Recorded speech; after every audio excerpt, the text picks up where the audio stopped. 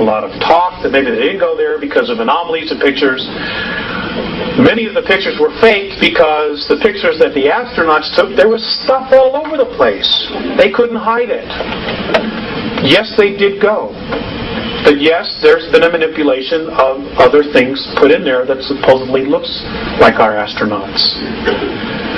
So, we have to use common sense when we look at these things. The next slide, please. Did our astronauts see things? Absolutely. Mornay has told me that the United States government, just our government, has at least 53 of its own UFOs, flying saucers, that are stationed on the moon, on the far side. And I'm going to show you where he says they are. It's in one of the slides. They did, but they were told to shut up, not say anything. Many astronomers who have been taking a look at the moon, many of the lunar rovers and the cars that they drove have disappeared. They're no longer there. Well, they just didn't get up and float away. Okay, the moon has got gravity. Especially on the far side, it's got gravity. Mornay has told me that if you take Copernicus crater and you stood at the bottom, that the gravity is equal to that of Chicago. As if you were standing in Chicago. Because again, it is not the rotation. It is apparently the sunlight. The sun's radiation that creates gravity. At least this is what they say. Now, our moon does not turn on its axis. It rotates around the Earth, but we primarily just see one side, or only 59% of it. By the way, our moon's the only one that does that. It's the only one. Next slide, please. Okay, this was taken out of National Geographic. This was in the early 1950s. This was NASA's idea of what moon bases would look like.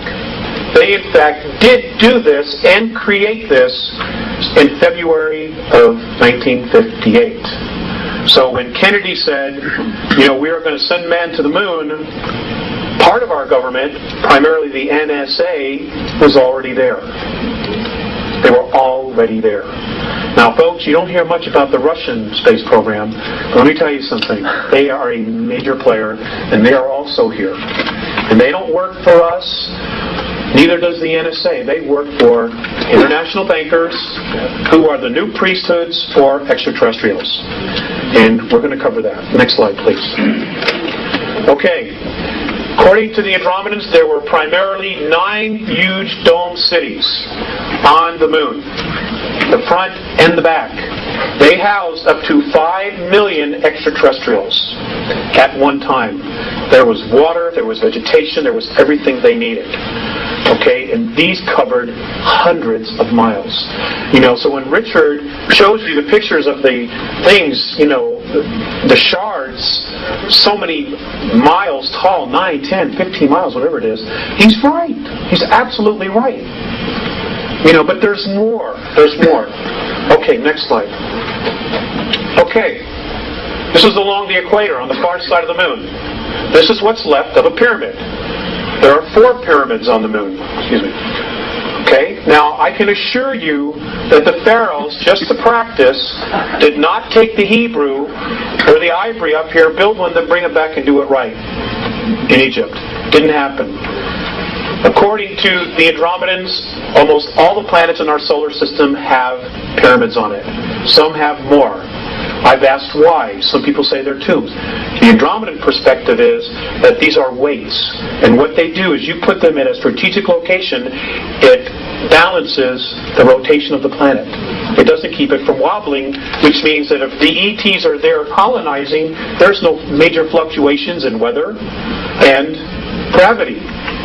Gravity anomalies as well as the electromagnetic field, which is around every single planet. It has to be balanced. That's what these are for. That's why Giza is directly dead center of the landmass on planet Earth. Next slide, please. Okay, can we just focus this a little tiny bit? Okay, folks, I want you to focus on this area right here. I want you to focus on this structure in here. For those of you who are architects, please feel free to, say something about this. This area right here, You can see the curves, the angles.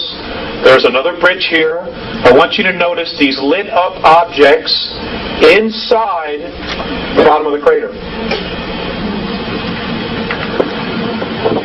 We've got a close-up of it. Next slide, please. Here we go. Okay, here's another bridge. Apparently this is inhabited by extraterrestrials from Orion. These are, I'm told, are domes. Does everybody see this? Okay. I'm also told that this is a road that goes into here. There's an elevator that goes up to this area here. And when they land, they take an elevator or something down, and then they can walk, because there's atmosphere on the far side of the moon. Which is why the astronauts took pictures of clouds. You know, I mean, it's unbelievable. You know, the snow job that we've been given. It's nothing what we've been told it is. Nothing. Right. Next slide, please. Okay, I want you to focus on this.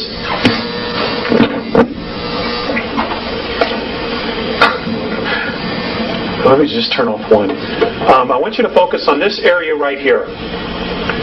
Now, I realize this might be difficult, but I do have a close-up. This is a crater, and there is a structure that comes across it. You can see the sun coming through this way. You can see it shining right here underneath, and you can see this is still in the shade. This structure here. This is a 21-mile long bridge. Next slide, please. Here.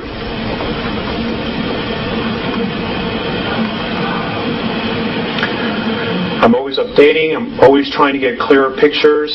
This is 21 miles. Now, you may not see it. You may have to adjust your eyes. I know this isn't easy, but this is it right here. Okay? You can see the sun shining through here. Now, we didn't build this. And how is it that our astronauts missed this?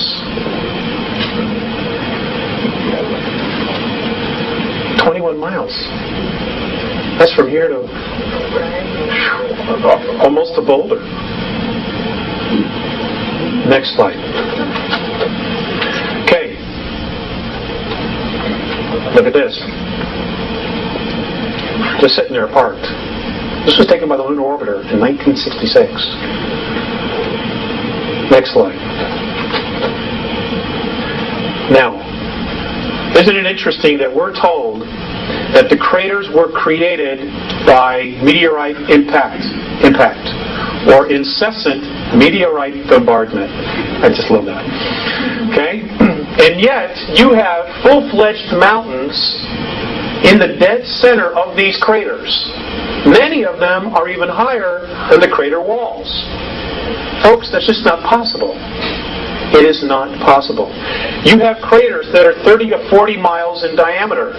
The deepest one is only 7,000 feet. That is also an absolute impossibility. Richard talks about his dome structures, okay, that had some kind of a glass on it. Right here. I believe, and I'm told that this is what's left of one of Richard's domes, that he has a picture of them, you know, with the long shards and the pieces hanging off. This is what's left of it. As you can see, there's a shiny spot of the glass tickered in, but that's what this is right here. This apparently also was a dome city, but it was destroyed by particle beam weapons between what we now know as the Orion group and a group from the Pleiades. This happened approximately 9,600 years ago. Full-out war here. Next slide, please. Okay. I want you to just check out this area here. All these structures. Look at these. Apparently these are hangars. This is a complex that is inhabited by human beings from Earth. Also want you to look at this object. I'm trying to get a better picture of what this large structure is. But what's really interesting about this area here and this is look at nice how sharp this crater is. The corners here. Very nice and sharp.